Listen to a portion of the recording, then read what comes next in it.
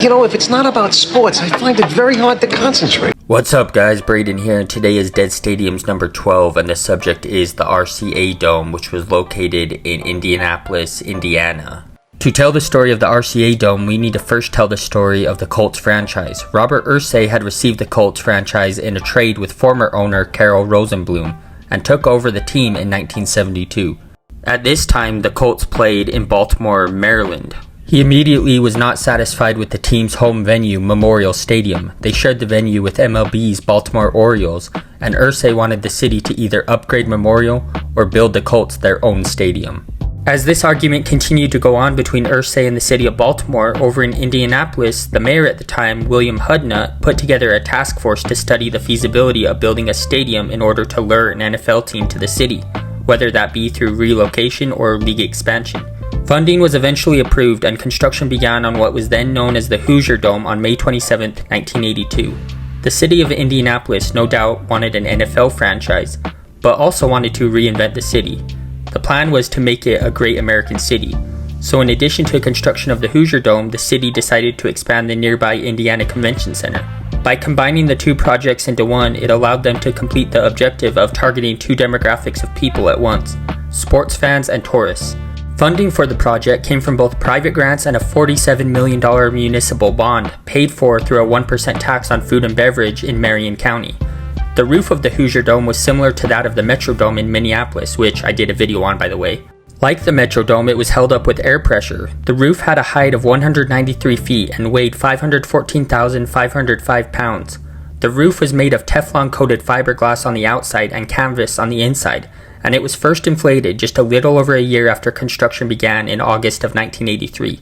The Hoosier Dome had an AstroTurf playing surface and seated 56,000, the smallest in the NFL, with two tiers surrounding the field.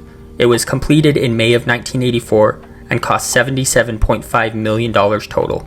Meanwhile, in Baltimore, as attendance for Colts games began to dwindle and the city of Baltimore was unwilling to meet RCA's demands, negotiations between the two sides began to deteriorate. City officials were not allowed to use taxpayer funds for a new stadium at the time, and the modest upgrades they were willing to make to Memorial were rebuffed by both RCA and the Colts, and also the stadium's other tenant, the Orioles. Publicly, RCA said he wanted to keep the team in Baltimore, but privately he was reaching out to city officials in various places across the United States, and eventually narrowed his choices down to Indianapolis and Phoenix. Because Indianapolis had just recently built the Hoosier Dome, he decided to choose them. The Maryland General Assembly attempted to intervene and introduced a bill to seize ownership of the Colts via eminent domain. And so, before the bill could pass, RCA brought in moving vans in the middle of the night and fled Baltimore, arriving in Indianapolis on March 29, 1984. This eventually led to a legal battle, but it was settled by 1986. The Hoosier Dome held its first major event on July 9, 1984, when it hosted a U.S. Olympic basketball doubleheader. The first game was the U.S. women's national team, coached by Pat Summitt, against a collection of former women's college basketball players. The second game and headliner was between the U.S. men's national team, coached by Indiana's Bobby Knight, and the NBA All-Stars, led by home state legend Larry Bird. The Olympians won against the NBA All-Stars 97-82. The attendance was 68,000, and at the time, that was a record for a basketball game in the United States. The Colts' first preseason game at the Hoosier Dome was against the New York Giants, a game which they won 26-20 on August 11, 1984. A second preseason contest was held there too, but this one did not involve the Colts. It was a game between the Buffalo Bills and the Chicago Bears. The game had already been scheduled long in advance, and its purpose was to test whether or not Indianapolis would be fit for an NFL expansion franchise. This was, of course, before RCA moved the Colts there. On September 2, 1984, the Colts played their first regular season game at the Hoosier Dome, which turned out to be a 23-14 loss to the New York Jets. And on September 8, 1984, it held a contest between two Indiana-based college football teams, those being Purdue and Notre Dame. The Boilermakers would defeat the Fighting Irish 23-21 in that contest. Another notable college football game took place at the Dome during the 1984 season, and that was the first ever Circle City Classic. Future Pro Hall of Famer Jerry Rice scored 2 touchdowns for Mississippi Valley State in his team's 48-36 win over Grambling State. The Hoosier Dome hosted the NBA All-Star Game in 1985, which was attended by a then NBA record crowd of 43,146. The Western Conference defeated the Eastern Conference 140-129.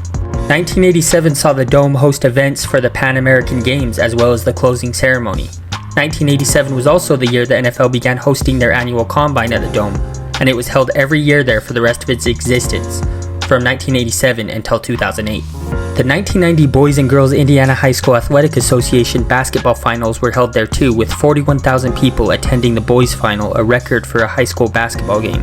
And the following year, the Hoosier Dome hosted its first ever NCAA Men's Final Four, and would host the Final Four again in 1997, 2000, and 2006, and the NCAA Women's Final Four in 2005.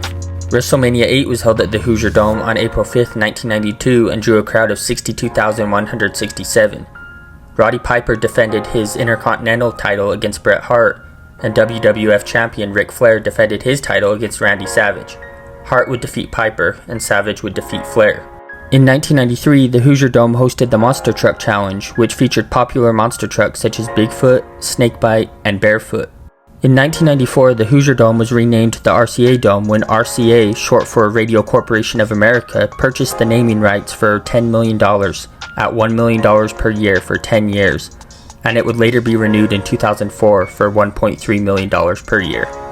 Modifications and slight upgrades would later be added in 1999 when suites were expanded and club seating was added. In the summer of '99, Reverend Billy Graham held a crusade there, because almost every Dead Stadiums video has to feature this guy apparently. Besides Colts football, the occasional basketball game, and Billy Graham, the RCA Dome was also the site of many well-known musical events, starting with the 1987 Pink Floyd reunion.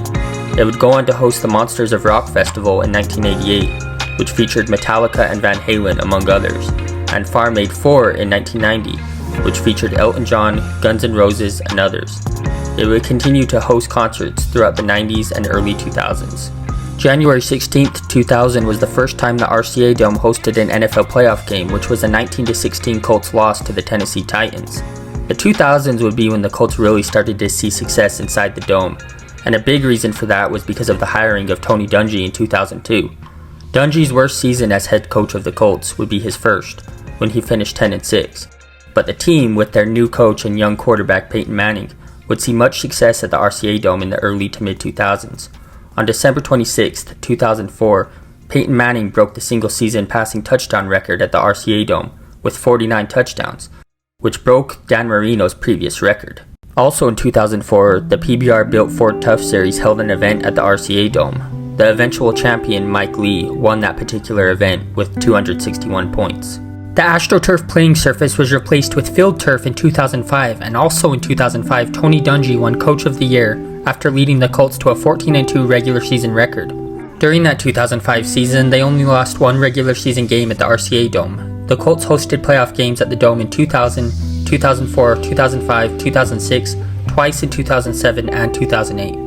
In the 2006 AFC Championship, which actually took place on January 21, 2007, but was for the 2006 season, the Colts came back from being down 21-3 to the New England Patriots and won 38-34, en route to the franchise's first Super Bowl victory since 1970, and the first since arriving in Indianapolis. Those early 2000s Colts teams were some of the best the NFL has ever seen. They had so many great players.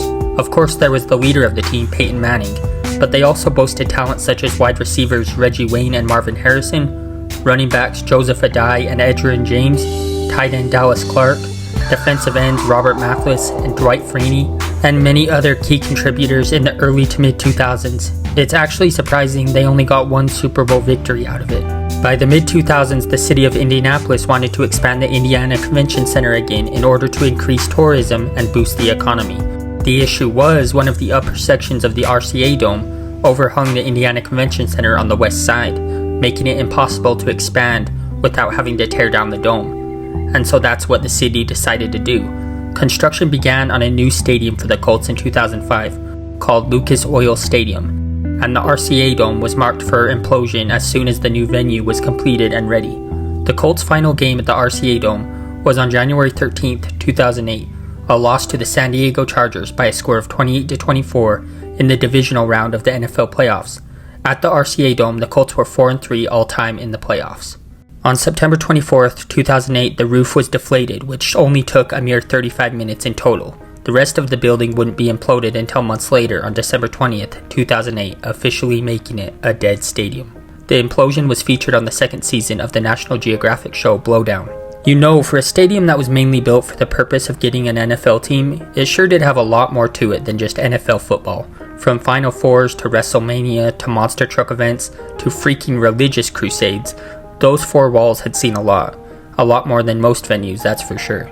But we can't forget about the magic that was the Colts in the early 2000s. Those were some of the best teams the league has ever seen, and had some of the key moments in the rivalry between Manning and Brady too. For many residents of Indianapolis, the RCA Dome represents a golden era of Colts football. For the basketball lovers, which in Indiana there are many, it represents history in the form of multiple Final Fours and an NBA All-Star game, not to mention concerts, monster trucks, and wrestling. Truly one-of-a-kind venue. If you liked this video, leave a like. If you hated it, leave a dislike. But either way, comment for the algorithm. Peace out.